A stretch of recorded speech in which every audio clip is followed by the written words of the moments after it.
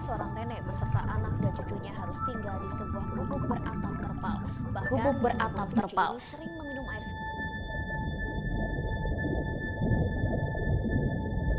Di rumah berukuran 3 kali 4 meter, Mandeng, nenek berusia tinggal bersama 2 anak dan 2 cucunya.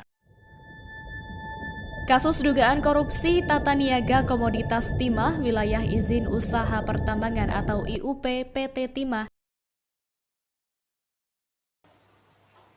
Indonesia merupakan negara yang kaya akan sumber daya alam, namun kemiskinan masih saja ada di Indonesia.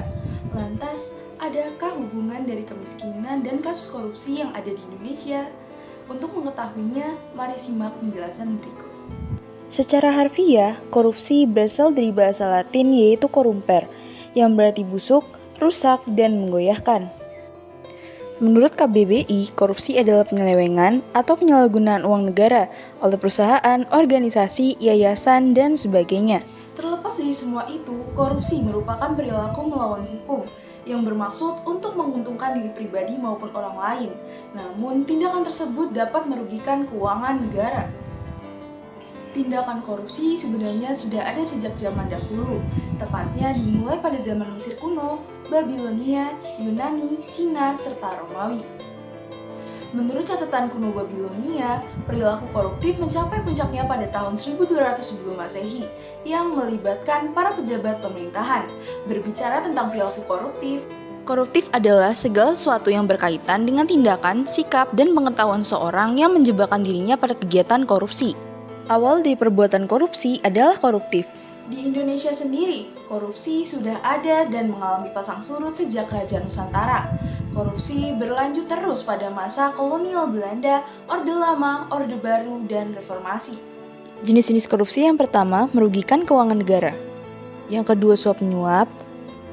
Yang ketiga ada penggelapan dalam jabatan. Yang keempat ada pemerasan. Yang kelima ada perbuatan curang. Yang keenam benturan kepentingan dalam pengadaan. Dan yang ketujuh ada gratifikasi. Korupsi merupakan perbuatan busuk yang mempunyai daya rusak yang sangat luar biasa, antara lain mempengaruhi perekonomian nasional, meningkatnya kemiskinan dan ketimpangan sosial, merusak mental dan budaya bangsa, mendistorsi hukum, dan mempengaruhi kualitas layanan publik. Semakin tinggi korupsi di suatu negara, maka bisa dipastikan negara tersebut tidak akan sejahtera maupun maju, serta pelayanan publiknya pasti sangat memprihatinkan.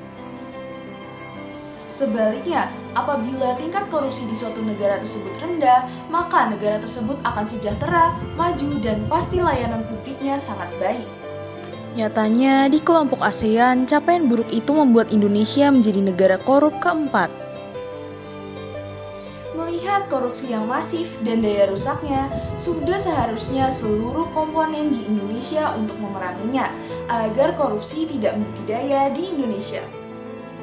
Beberapa nilai anti korupsi yang dapat kita terapkan dalam kehidupan sehari-hari diantaranya, yang pertama ada integritas. Integritas adalah bertindak dengan cara yang konsisten dengan apa yang dikatakan.